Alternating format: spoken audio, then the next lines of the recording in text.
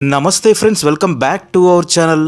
Friends, భూగోళ శాస్త్ర కోణంలో అడిగితే ప్రపంచంలో అత్యంత గొప్ప దేశం ఏది అంటే దానికి ఒకే ఒక్క సమాధానం ఉంటుంది. ఇది మన భారత్. ఎందుకంటే భారత్ ఒక దేశం మాత్రమే కాదు, ఇది కోట్ల సంవత్సరాల భూగర్భ మార్పులకు, ప్రకృతి చేసిన అద్భుతాలకు సాక్షిగా నిలిచిన భూమి. ఒకే భూభాగం సుమారు 9,000 కిలోమీటర్ల దూరం ఒంటరిగా ప్రయాణించింది.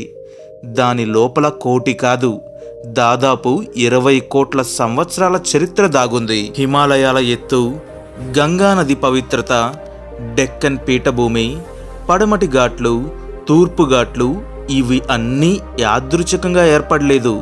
ప్రతి పర్వతం, ప్రతి నది, ప్రతి భూమి ముక్క శ్రద్ధగా గమనిస్తే మన భూమి ఎదుర్కొన్న పోరాట కథనే చెబుతాయి. అవును ఫ్రెండ్స్, మీకు తెలుసా భారతదేశం మొదట్లో ఇక్కడ పుట్టలేదు. అవును, ఈ భారతదేశం ఒకప్పుడు గోండ్వానా ల్యాండ్ అనే పెద్ద భూభాగంలో భాగం. అక్కడి నుంచి విడిపోయి సముద్రాల అడుగున వేల కిలోమీటర్లు ప్రయాణిస్తూ ఒకరోజు ఆసియా ఖండాన్ని ఢీకొట్టింది. ఆ ఢీకొట్టడం వల్లే హిమాలయ పర్వతాలు ఏర్పడ్డాయి.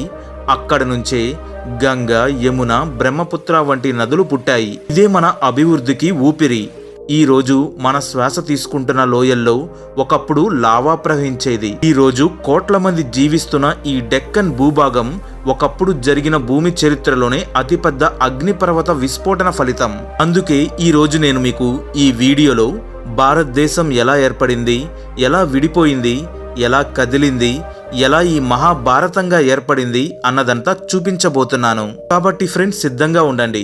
ఎందుకంటే మీరు చూడబోతున్నారు భూమి చూసిన అత్యంత అద్భుతమైన భూగర్భ చరిత్ర కథ. సుమారు 55 కోట్ల సంవత్సరాల క్రితం ఈ రోజుల 7 ఖండాలు లేవు. అప్పుడు కేవలం 2 పెద్ద సూపర్ ఖండాలు మాత్రమే ఉండేవి. ఒకటి లోరేషియా, మరొకటి గోండ్వానా. అయితే ఫ్రెండ్స్, గోండ్వానా అంటే ఏమిటి? గోండ్వానా అనేది ఒక భారీ భూభాగం. అందులో Bharat, Australia, Africa, Antarctica, Madagascar, దక్షిణ అమెరికా ఇవన్నీ కలిసి ఉండేవి. అన్నీ ఒకే పెద్ద భూమి ముక్కలా ఉండేవి. సుమారు 18 కోట్ల సంవత్సరాల పాటు జంతువులు, చెట్లు, అడవులు అన్నీ ఒకే వాతావరణంలో, ఒకే జీవ వైవిధ్యంలో పెరిగాయి.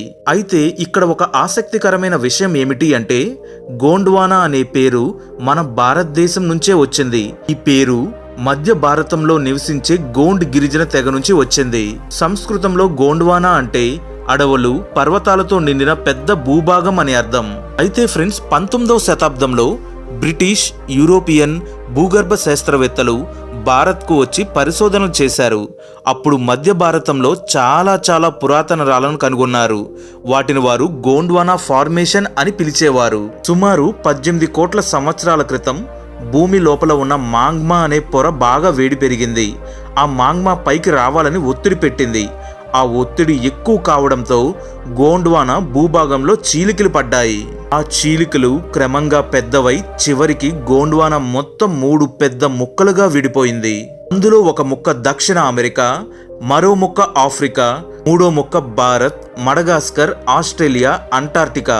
ఈ 3 భూమి ముక్కలు తమ ప్రయాణాలు మొదలుపెట్టాయి.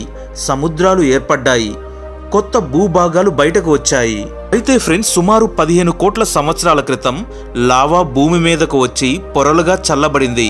అలా ఏర్పడ్డవే పడమటి ఘాట్లు. ఈ పర్వతాలే మన వర్షాల వ్యవస్థను మార్చాయి. జూన్, జూలై నెలల్లో అరేబియా సముద్రం నుంచి వచ్చే తేమ గాలులు ఈ పర్వతాలను ఢీకొంటాయి. అప్పుడు అవి పైకి లేచి మేఘాలుగా మారి భారీ వర్షాలుగా కురుస్తాయి. అందుకే కేరళ, గోవా, కర్ణాటక పచ్చగా సస్యశ్యామలంగా ఉంటాయి. సుమారు 6 కోట్ల సంవత్సరాల క్రితం భూమి లోపల నుంచి లావా భారీగా బయటకు వచ్చింది. అలా ఏర్పడిందే డెక్కన్ ట్రాప్స్. ఆ సమయంలో భారత్లో రాజాసారస్, టైటానోసారస్ వంటి డైనోసార్లు జీవించేవి. కానీ 6 కోట్ల 60 లక్షల సంవత్సరాల క్రితం భూమిపై భారీ గ్రహశకలం పడింది. అదే సమయంలో డెక్కన్ ట్రాప్స్లో అగ్నిపర్వతాలు పేలాయి. ఈ 2 కారణాల వల్ల డైనోసార్లు పూర్తిగా అంతరించిపోయాయి.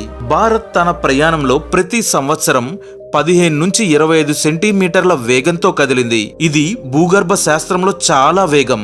సుమారు 9000 కిలోమీటర్లు ప్రయాణించిన తర్వాత సుమారు 5 కోట్ల సంవత్సరాల క్రితం భారత్ ఆస్ట్రేలియా ప్లేట్ను ఢీకొట్టింది. ఆ ఢీకొట్టడం వల్లే భూమి పైకి లేచి హిమాలయాల పర్వతాలు ఏర్పడ్డాయి. ఇక్కడ నుంచే గంగా, యమున, బ్రహ్మపుత్ర, సింధు నదులు పుట్టాయి. ప్రతి సంవత్సరం హిమాలయాల్లో భారీగా మంచు పడుతుంది. ఆ మంచు కరిగి నదులుగా మారుతుంది. ఈ నదులే భారత్కు తాగునీరు, సాగునీరు అందిస్తాయి. అందుకే హిమాలయాలను దేవభూమి అని కూడా పిలుస్తారు. సో ఫ్రెండ్స్, చూశారు కదా, ఇదే గోండ్వానా నుంచి హిమాలయాల వరకు మన భారతదేశ పుట్టుక కథ. ప్రతి రాయి, ప్రతి నది, ప్రతి పర్వతం మన చరిత్రకు సజీవ సాక్ష్యం. భారతదేశంను చూడటం అంటే కేవలం ప్రకృతిని చూడటం కాదు, ఇది కోట్ల సంవత్సరాలుగా రాయబడుతున్న ఒక మహాకథను చూడటమే. ఇదే మన భారతదేశం యొక్క గొప్పతనం. దాని గతం భూమి గుండెల్లో ఉంది, దాని భవిష్యత్తు ప్రకృతితో కలిసి సాగుతోంది. మీకు ఈ సమాచారం నచ్చితే వీడియోని లైక్ చేయండి, షేర్ చేయండి. మరియు ఇలాంటి అద్భుతమైన కథల కోసం మన డిఎస్ఆర్ ఫ్యాక్ట్స్ ఛానల్ను సబ్స్క్రైబ్ చేసుకోండి.